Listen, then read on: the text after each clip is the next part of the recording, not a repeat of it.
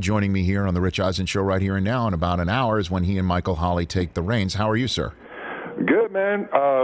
Strong take as usual on NIL, and it's just like how far-reaching is this, and how many aspects of it have we yet to really, and by we, I mean these universities, get our arms around. I mean, the word that has always come to mind for me with college athletics is control.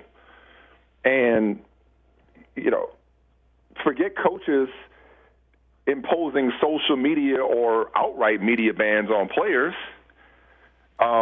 You're now affecting their livelihood.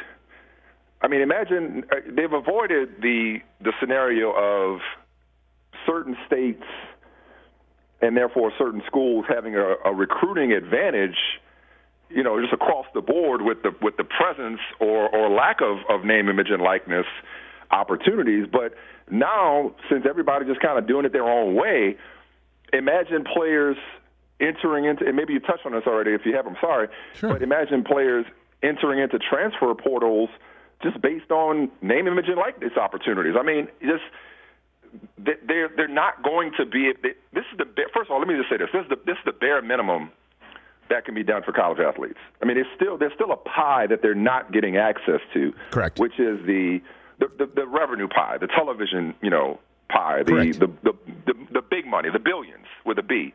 But the millions that they can now make off of their name, image, and likeness, that's just bare minimum, long overdue, the least that they can do. Well, the amount of chaos that this is going to cause, and chaos in a good way. I'm an agent of chaos. Right. The amount of chaos that this is going to bring forth to the NCAA and these institutions' comfortable situation that they've been having for decades, I don't even think we fully grasp just how far-reaching this is going to be. I agree with you, Michael, and I have no problem with a player entering a transfer portal because he thinks his name, image, and likeness may be somewhere else. It's in the same way that I asked Daryl Morey years ago when he was still with the Rockets, so a couple years ago, when I'm like, so aren't you concerned that a star player in the NBA is going to approach one of your star players and say, how about you leave where you're the Rockets and join me somewhere else and we form a super team?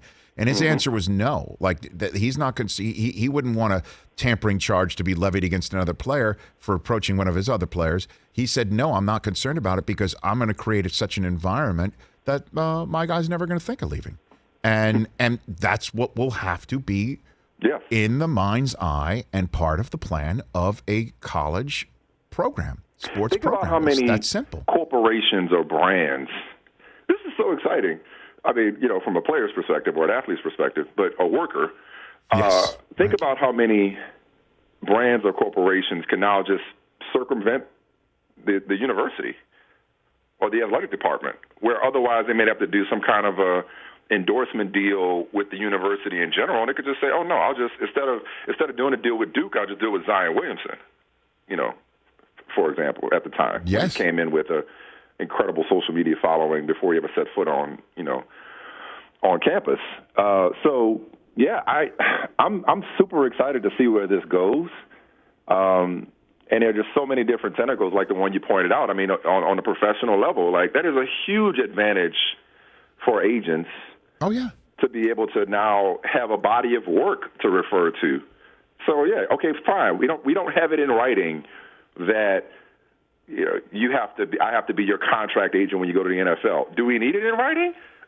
If I do a good job, exactly, and your family's comfortable with me, and I'm comfortable. And for anybody who says, well, now this opens the door for NFL contract advisors, as is referred to, and agents to descend upon college campuses. They're there already.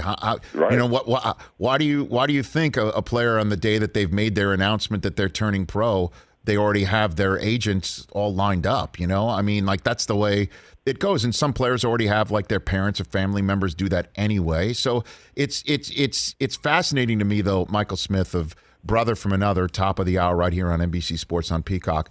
It's fascinating to me, Michael, part of the conversation about name, image, and likeness is give Reggie his Heisman back and his records back and give Michigan its banners back from the Fab Five, and how I feel about the Fab Five, and I love C-Web, and he even tweeted out, give me the keys to the locker with the banners. But I kind of I don't have an issue with individual records being restored, and I don't have a problem with the Heisman being given back to Reggie. But if a team actually has a player on to form their championship roster because somebody got an impermissible benefit, and others at the time, with the rules being what they are, despite how now illegal they appear to be, and an antitrust violation, that's the rules then, and so team records shouldn't be restored. Or banners shouldn't be restored. But I think C-Web should maybe get some pool of money for that number 4 that was in the Michigan athletics department store at the time. Couldn't agree more. Couldn't agree more. I think that's not name, image, and likeness. I think what we're talking about in a broad sense is athletes' rights, what these athletes as workers should have been and are entitled to. And there are so many parallels across broader society that we could, be here all day, connecting those dots. But yeah, it's almost like as if imagine Major League Baseball saying, performance enhancing drugs are legal now, and somebody who abided by the rules were like, well, wait a second, how does somebody who cheated now get to benefit? Right. Whether it should have been considered cheating at the time is beside the point. There were plenty of people, and maybe not to the level of Reggie Bush, but plenty of people who could have, and maybe did but just didn't get caught, could have circumvented the rules but didn't.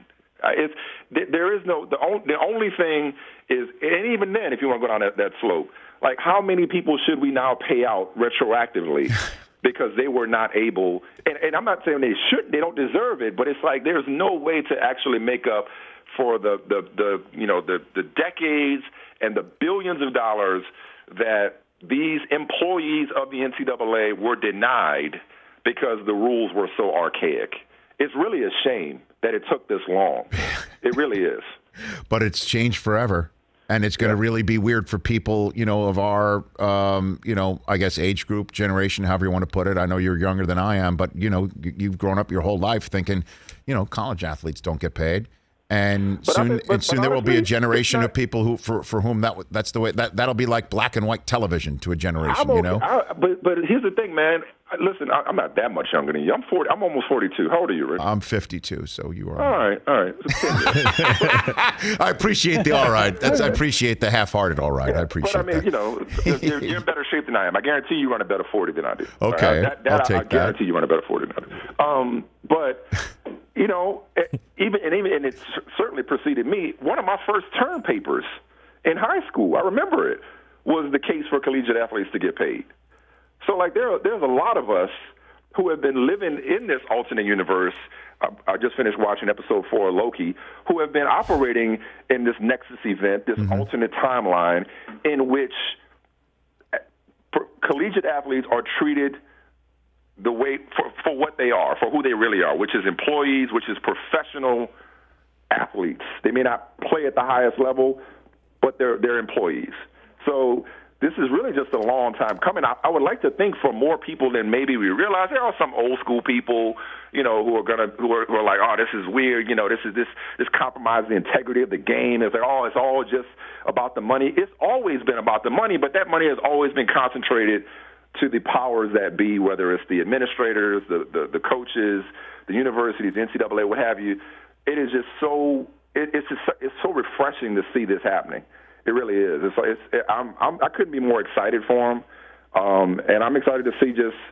I'm looking forward to the chaos. I'm looking forward to all the different aspects and all the different doors that it ends up opening, the domino effect that it has. Because I hadn't even thought about the agent aspect of it until you brought it up. And how much more is going to be revealed as time goes on. How is this going to factor into recruiting? How is it going to factor into competitive balance or imbalance and so on and so forth? It's just.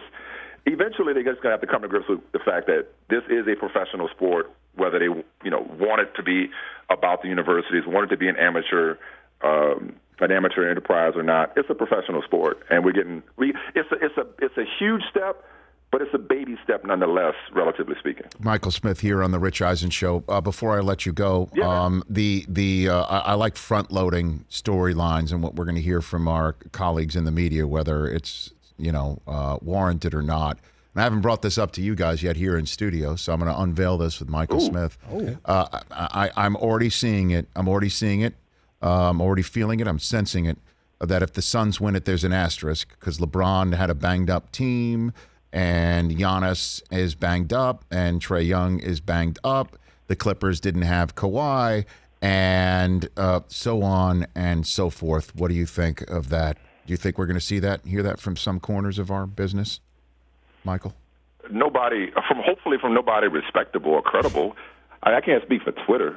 I mean, I'm sure somebody somewhere. I'm sensing it already, though. You know what I mean? Like, that it's Chris Paul's moment, but, so what? You know what I mean? I mean, LeBron was less than. That's every year. The Warriors got that. There are asterisks, and now you're going to make me have to say that word a bunch of times. There are asterisks assigned to every championship based on one's affiliation or allegiance or preconceived notion about that individual or that team. The Warriors dynasty has an asterisk affixed to it for one reason or another, whether it's because they got Kevin Durant or because, they beat LeBron the first time when Kyrie and Kevin Love were hurt. I mean, if you go down a list of pretty much every champion, if you really reach, and I think our guy Tom Haberstroh may have even done an exercise like this, if you really wanted to reach, you could find an asterisk affixed to everybody's championship, including LeBron's last year. So, Chris Paul in his championship, if the Suns were to win it, there's an asterisk because Anthony Davis got hurt. Well, last year, they tried to say that LeBron avoided the Clippers because they couldn't hold on to a 3-1 lead or what have you. Even before that, Kawhi got a championship when Durant and Klay Thompson were hurt. How many teams is Chris Paul himself an asterisk for? Because the Warriors, before they got to the finals, if I'm not mistaken, were trailing the Rockets, and then Chris Paul hurt his hamstring. Yep. I mean, it's mental gymnastics. It's unnecessary. Every championship involves a level of luck and good fortune. It has always been a battle of attrition. It's just worse this year. So, yes, Rich, you will hear people try to discredit the Suns championship should they win it, but those people are silly and got nothing else better to do and probably just hate Chris Paul. Who do you have on your show today? What do you got? Top of the hour here. We got Baron Davis is joining us today. Our friend Monica McNutt is joining us today. Jason Johnson from MSNBC making his regular weekly appearance. Benny Goodwill from Yahoo coming through to apologize to Chris Paul because he had the nerve to try to slander the point guard yesterday, and I tried to check him, and then he went out and cooked the Clippers in the second half. So, yeah, we got a jam-packed show, and it's our last one before we take more vacation because that's just what we need coming off another week off. I got you, Michael Smith. You take care of yourself. Best to Holly, and we'll see you top of the hour. Love y'all, man. Appreciate it. Take it easy. All right, right back at you. Always love chatting with Michael Smith. Hey, you watched all the way to the end. Thanks for that. Watch more right here.